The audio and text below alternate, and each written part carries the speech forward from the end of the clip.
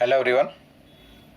I have been discussing about the different criteria or different features which act as the basis of classification of animals in the kingdom Animalia.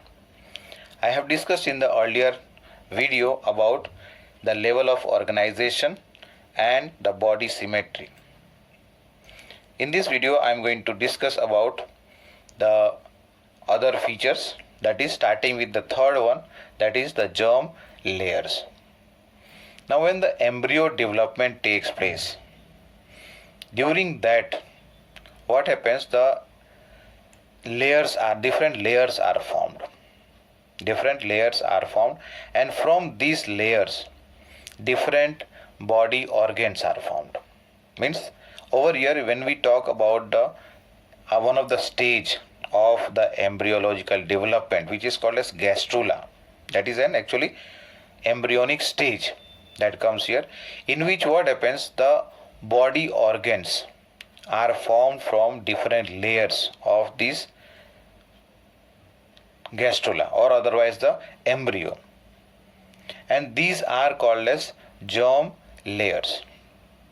Based on the presence of 2 or 3 germ layers, the organisms have been divided into 2 categories. One is the diploblastic and the other one is called as triploblastic organism. And over here the organization will become diploblastic organization and triploblastic organization. In case of diploblastic organization, what happens here? The 2 germinal layers are present. That is the ectoderm, outer germinal layer, and the innermost is the endoderm. In between the ectoderm and endoderm, one more layer you can see over here, but this has not differentiated into cells. This is the layer which is called as mesoglia, which is not made up of cells. It is made up of some jelly-like substance which has not differentiated into cells. So as a result of that, only 2 layers are formed here. What is that? Ectoderm and endoderm. Ectoderm is acting over here as the wall of the body, and endoderm act as the wall of the alimentary canal or otherwise the gut, gut. So 2 layers are formed over here. As a result of that, it is called, the organisms are called as diploblastic organism, and the organization as diploblastic organization.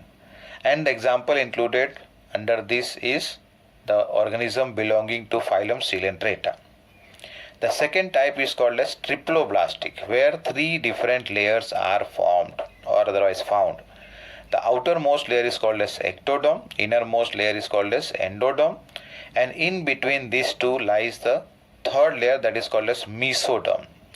During development also, first of all the ectoderm is developed, then later on the endoderm, and after that the third layer, that is mesoderm layer, is formed. As a result of which this becomes 3 embryonic layers, and so the term that has been used here as triploblastic organization, and the organisms are called as triploblastic organisms. And the example included here, all the members belonging to the phylum Platyhelminthes to Chordata.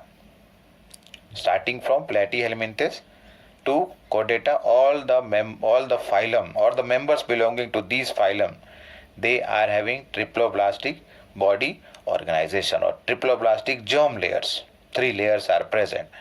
The next one is about the coelom or otherwise the body cavity. In the earlier topic I discussed about germ layers. So 2 germ layers and 3 germ layers over here. Now in case of the germ layers over here, very similar how it has been arranged.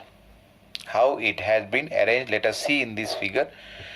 In this first one, 3 layers are there: ectoderm, endoderm, and in between mesoderm, if present.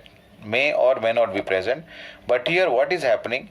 Body cavity is not found. body cavity or coelom is not found. So as a result of this, what happens? This is called as acoelomate. Organisms are called as acoelomate. The second kind of organism that we can classify on the basis of presence or absence of body cavity or coelom is called as coelomate. First one, acoelomate, totally absent, and the second one is presence here, coelomate. Now, animals over here, they possess the body cavity. Now, in this figure, let us note down, let us pay attention here that it is having three layers, no doubt. The outer layer and the innermost layer is here. At the center you can see this part. This is actually the lumen of alimentary canal or the gut, GUT gut. Endoderm is innermost here and ectoderm is the outermost. You can see this one layer over here. This is inner to the ectoderm and another layer over here outer to the endoderm. And over here is a connection you can see. As a result of which, what is happening? The ectoderm and the endoderm, both of them are being lined by a layer of mesodermal cell. And in between this lies the body cavity or the coelom. Once again, outer layer is ectoderm. Over here, this is the inner layer, which is called as endoderm. Outer to endoderm and inner to ectoderm is a layer of mesodermal cells or mesoderm layer, and in between over here is left back the body cavity, and as a result of that the organisms are called as coelomate. Means those animals who have this body cavity or coelom, they are called as coelomates. Examples included here are the phylum starting from Annelida to Chordata. Annelida, Mollusca, Arthropoda, Echinodermata, Hemichordata and Chordata, all of these are included or otherwise are called as coelomates because they have the coelom, presence of coelom. Whereas in case of acoelomate, only one phylum here is, that is Platyhelminthes, because it is triploblastic here, that's why.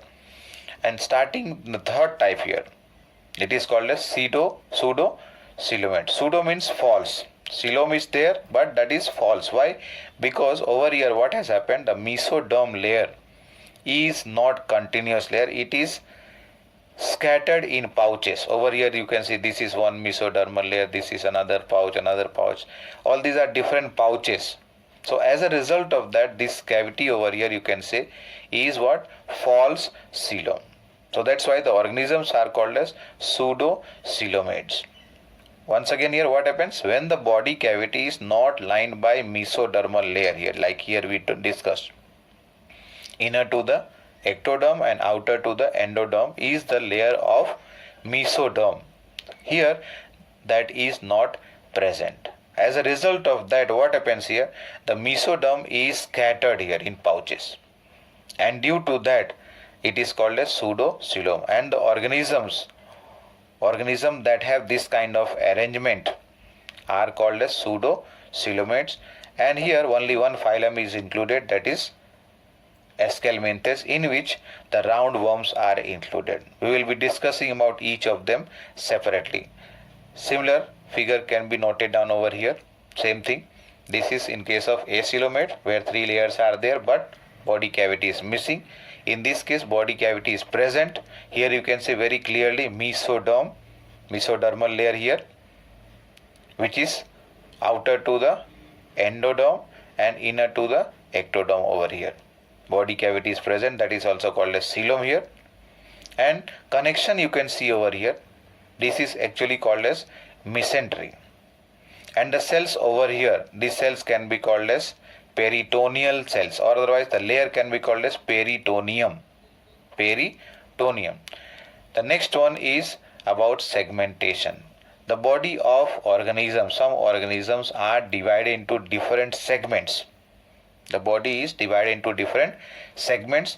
These segments may be externally or internally divided. Means the division can be either only internal, only external, or otherwise both over here. And based on that, what happens? These segments are repeated throughout the length of the body.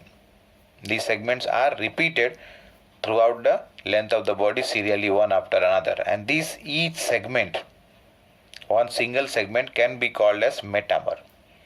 And this phenomenon of having the presence of metamer is called as metamerism. Segments will be called as metameric segment, but the phenomenon will be called as metamerism. The phenomenon of division of body into metameric segment is known as metamerism, and the best example that we can see here is in the case of earthworm. The next one is the presence or absence of a notochord. Now, what does this word notochord mean? Notochord means what? It is actually the rod-like structure. Rod-like structure which is developed during the, or which is found during the development of embryo. We all are vertebrates. We have a backbone. But initially, when the embryo development starts, at that time, the bone development does not take place initially. Bone development takes place later on when the fetus develops. And during the development of embryo initially, something should be present to give support to the body of that embryo. So at that time what happens, rod-like structure is present or developed that gives support, and this rod-like structure, what we are calling as notochord, is developed from the middle layer, that is the mesoderm. Means it is in mesodermal in origin, and this is present on the dorsal side of animals, whoever has this. So based on presence or absence of notochord, whether the organism or that animal is having notochord or not having notochord, based on that the animals are classified into two types. One is called as non-chordate and other one is called as chordate. Means those animals who do not have the presence of notochord during the embryological development or during embryonic stage, so they are called as non-chordates, and those others who have this presence of notochord, they are classified as chordates. Here the animals which are having what? Notochord during their lifetime, any time. We are going to elaborate little bit later over here about chordate, and those others who do not have notochord at all during the embryological development, they are termed as non-chordates.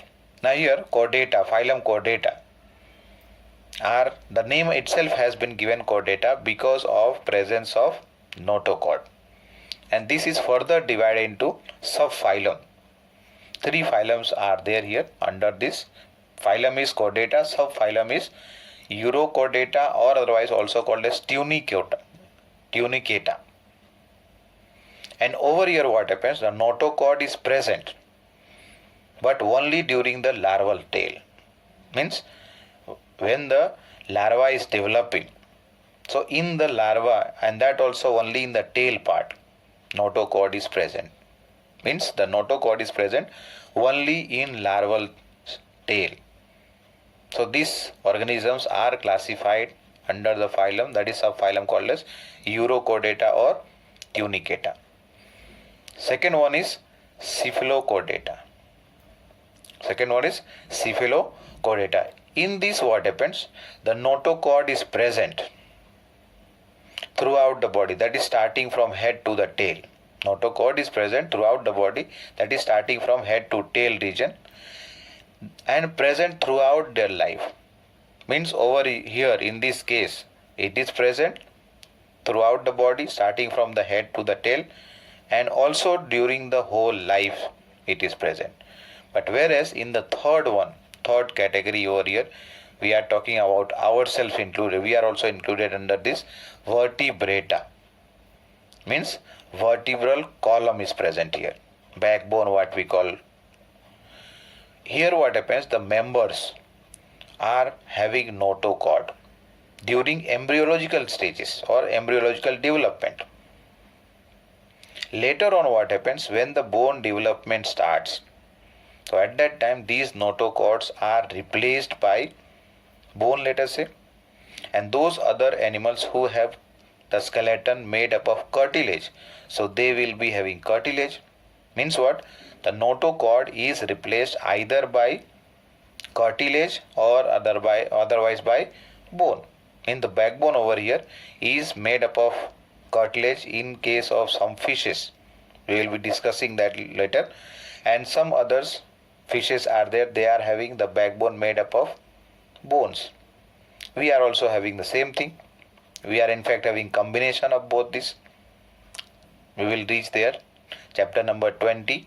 At that time we will discuss about this vertebral column or otherwise the backbone. Once again, phylum Chordata has been divided into two subphylum, Urochordata, Cephalochordata and Vertebrata. In case of Urochordata, the notochord is present only during the larval stage and that also in the tail part.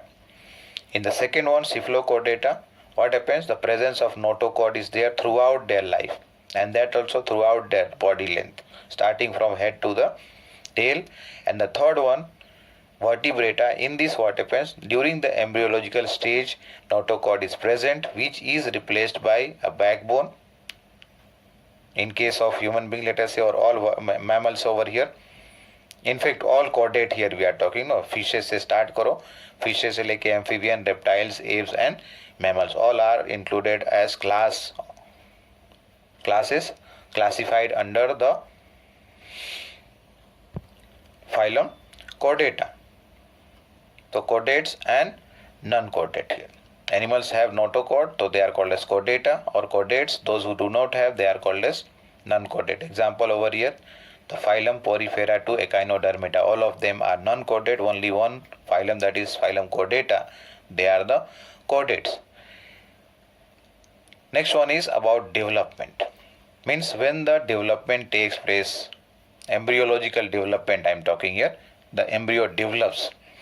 During that time, what happens? When the young ones, either they come out of the eggs after the eggs are hatched out, or otherwise they are given birth, like in case of mammals.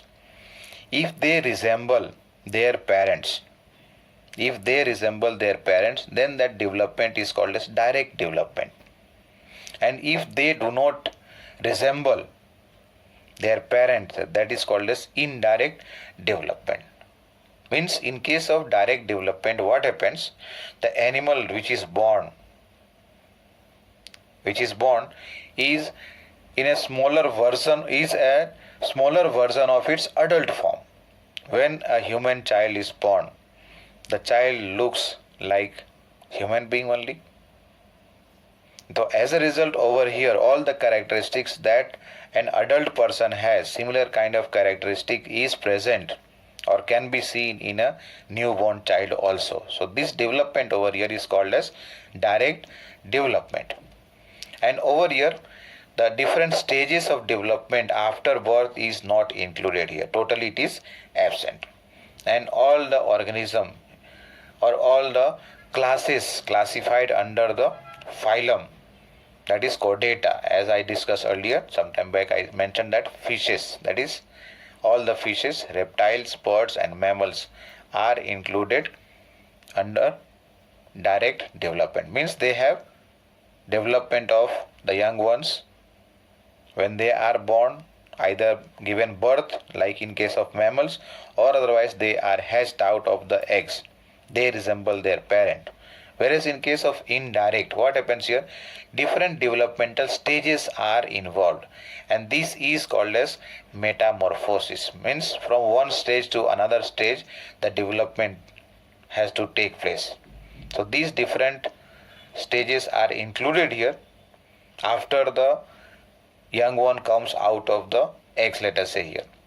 So that means over here, when the young ones comes out of the egg or otherwise they are given birth, and if they do not look like their parent, adult form, that means they are involved or they are having larval forms, So as a result of that, these larvae, they will need some time to develop or undergo certain stages in order to reach to the adult form and look like their parents. And this occurs mostly here in most of the invertebrates and also in case of amphibians. Like you must have studied in lower class about frogs. They lay eggs in water. Sperm and eggs are laid out in the water. Fertilization also takes place outside the body. That is called as external fertilization. And then later on, inside the egg, which is in the water, that is outside the body of the organism here. So development takes place, and afterward, when these eggs are hatched out, very small baby frog, you can call as tadpole. They have tail, they have presence of gills. Later on, slowly they change into adult form where the tail is no more left back. The gills are replaced by lungs so that they can come onto the land even. Initial life they spend inside water, and later on the adult stage they can come onto the land also, and whenever there is a need or requirement, availability or unavailability, they can go to even water. So that was about development, direct and indirect development. Now coming to one more, that is type of animals based on whether their development is taking place inside the mother's body or outside the mother's body. Inside or outside the mother's body. And based on that, here animals are categorized into three types. Animals are categorized into three types based on whether the development of zygote takes place inside or outside the female parent. Whether it is taking place inside the mother's body, let us say, or outside mother's body. So based on that three types, the first one is called as oviparous animals. Second one is viviparous, and the third one is ovoviviparous. Let us see first one, oviparous. In this what happens?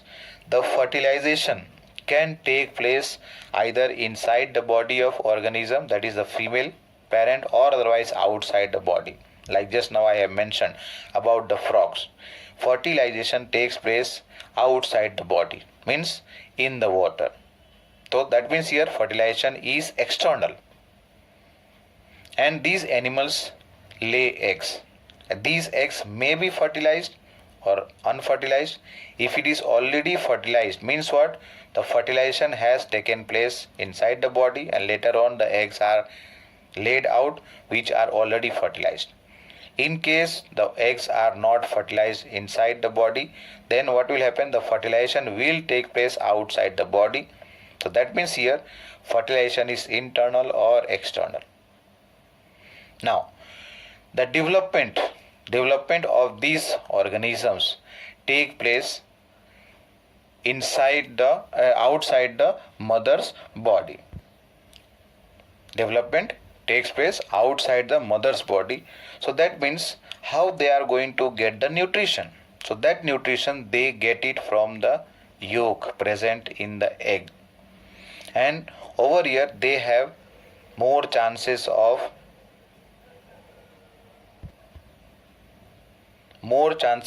not reaching to their full development, means the development is taking place inside the egg but outside mother's body. They are getting nutrition from the yolk which is present inside the egg, but they have to face the different environmental condition. So as a result of that, their survival will be coming into danger, because they have to pass through or they have to resist so many different kinds of factors. So that means what? They are having less chances of survival, because the eggs are laid out in an open environment where nobody is there to take care of the eggs here. And the organisms that are included here are insects, fishes, amphibian, reptiles and birds. All these are called as oviparous organism or oviparous animals. Second one is viviparous here. All mammals are included or are called as viviparous animals, because here what happens, the fertilization is internal. Eggs are not laid outside. There is no egg over here. These eggs are fertilized inside the body of the female parent, and then later on whatever developmental stages are there, development of embryo takes place completely inside the body of female parent. Let us say in our case mother's body, in the mother's womb, or otherwise you have studied about uterus. And then later on, when the embryo has fully developed, at that time birth is given to the child. Now during the development here, the embryo requires nutrition. That nutrition it obtains from the mother's body through the connection. You have studied about placenta. Means what? The embryo over here receives the nutrition from mother through the placenta. And over here there is more chance of survival here. There is more chance of survival. Why? Because the young one is getting complete protection, proper protection, and also the nutrition is provided inside the mother's body. And over here all mammals like cats, dogs, human, elephant, lion, tiger, you can go on adding so many examples here in case of viviparous animals. Coming to the third type, this is ovoviviparous animals. Means over here fertilization is internal, no doubt. But here eggs are not laid out. It is retained inside the mother's body only. Where what happens? Development starts, development takes place, and then later on it hatches out. Later on it hatches out just after the eggs are laid out. In some cases what happens, some organisms are there where what happens, the eggs, inside the eggs the young one has developed, and then the eggs are laid out, and after maybe few hours or some time after the eggs are laid out, the young ones comes out of the egg. And in some other cases what happens, the eggs hatch out inside the mother's body only, and as a result of that they get supply of nutrition for some time during the developmental stages from the mother's body. And as a result of that, over here the development, if you see here, the development of embryo takes place inside mother's body, but inside the egg only. And so that means what? Over here there is no connection between the embryo and the mother's body. Means there is no involvement of placenta here. Earlier we discussed about this placenta here in case of viviparous. Here there is no involvement of placenta here. That means what? How they are going to get the nutrition? Again from the yolk present in the egg, they get the nutrition, and they are not dependent on the mother for nutrition. At least only they are depending here for protection purpose. Means there is more chances of survival here because they are developing inside the mother's body or female parent's body. Examples that are included here are shark, rays, and some snakes are there where this kind of development is found, and as a result these animals are called as ovoviviparous animals. So that was different features which is utilized or that acts as a basis for classification of animals. Thank you.